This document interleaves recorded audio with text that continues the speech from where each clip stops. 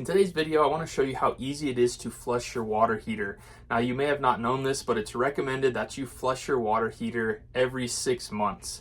Now, I'm trying to expand my knowledge when it comes to plumbing, and I didn't even know flushing your water heater was a thing. So this has never been flushed in the 6 years that we've been here. So I'm really curious to see what kind of junk is going to come out of this water heater. Now, just so you know how much you can potentially save doing this yourself, a plumbing company will typically charge between $100 and $200 to do a flush of your water heater.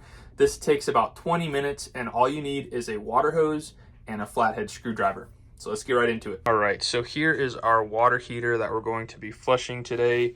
So the first thing that we're gonna do is we're gonna go ahead and shut off the gas, and we're going to set our dial to the off position right here. Just like that. As you can see, this is a 2016 water heater, so this is actually 7 years without having a flush. And I might add that we don't have a filtration system, so that's going to contribute to how much sediment is going to build up in this water heater, whether or not you have a sediment filter. Now down here, you'll notice this is the flush valve here. We have a flat blade fitting at the top, and then we're just gonna screw our hose onto this, and we're going to run this outside. When we do this flush, we're gonna make sure that our water is on. Sometimes they say to turn this off, but we want as much pressure pushing all of that sediment out rather than turning that off and just letting this dribble out. The other reason is that, as you can see, I've got a sump pump. This is lower than ground level, which is right here. So the pressure is actually going to push that water out, even though it's higher, and we're going to contain it into a bucket with a filter to see how much sediment we get outside. Much as I love this shirt, it's a little bit small, so we're gonna use this for our filter. We're just going to throw this over it. We're gonna push it down quite a bit, and then we're gonna ratchet strap the ends. And then we drilled holes in our bucket. This one already had a crack, but I got this idea from Roger Wakefield to see how much sediment comes out of our water heater. I think we're gonna get a lot because we have pretty minerally water here. So a lot of calcium and other minerals will get trapped in here, I'm sure. Since we're here, I wanna show you an awesome trick. Instead of doing this, it always falls off, or even this, it a lot of times falls off. What we're gonna do is we're gonna feed this through here, like that. And we're gonna do the same thing for this side. We're just gonna feed it in that loop. And this will stay, it will never come undone. And I've used this trick so many times, and I'm gonna use it right now. All right, so our bucket is set up. This is ratchet strapped in place, so it's not gonna go anywhere. So let's hop down to the water heater, turn that valve on, and see what we got. All right, so down here, all we're gonna do is we're going to thread this on. Make sure that you have a rubber gasket. This is a brand new hose, so that's good. And we're just gonna open this to where the line is going straight this way, and that'll mean it's fully open and that we have all of our pressure going through. There we go. Let's see what we got.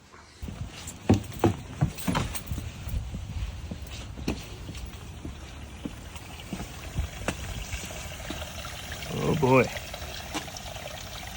Just getting started, and we've got a lot in here already. Wowzers, that's insane. So this has been running for like 30 seconds. Look how much junk is coming out. Holy cow. All right, so this has been running for a couple minutes. We're going to run it for, as you can see, we're spitting out stuff out here just because we got a little bit of spray off here. I'm gonna push this down. There we go. So we want to run this for about 10 to 15 minutes. That's gonna give us a real good flush on our water heater. All right, so it's been over 15 minutes now. Let's go ahead and turn off our water heater valve and see what we got. All right, so all we're gonna do here is flip this back to the off position. It'll stop by itself, and then we're going to take this off, and you can get something to catch this water while it's draining out of the hose here. You'll probably also want to grab a towel because a lot of residual water actually came out of this hose that I wasn't expecting. So if you're doing this, just make sure you grab a towel. All right, so now that the water heater has been flushed, we're going to relight our water heater. So we're just going to take out this insert so that we can see in this sight glass here. Let's start by turning our gas back on.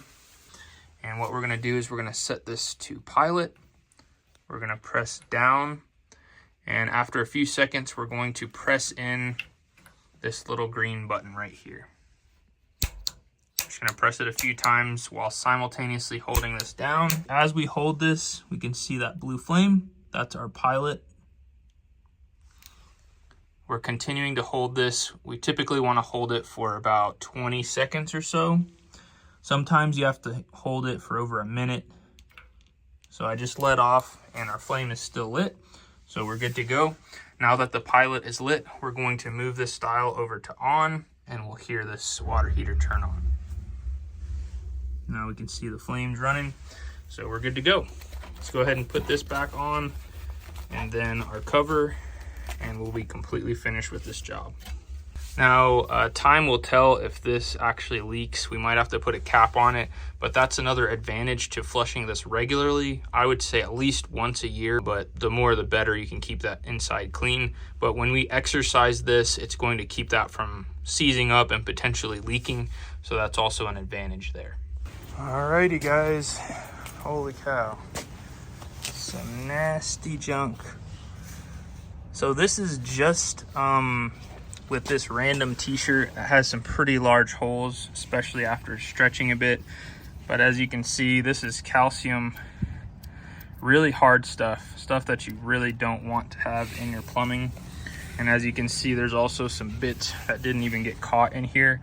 And a lot of the really small stuff even went through, I'm sure. I'll go ahead and take this ratchet strap off so you can see. So yeah, some more junk down in there for sure. But as you can see, we got quite a bit there.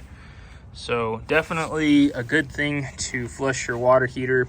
I think 6 months is probably excessive, but probably once a year.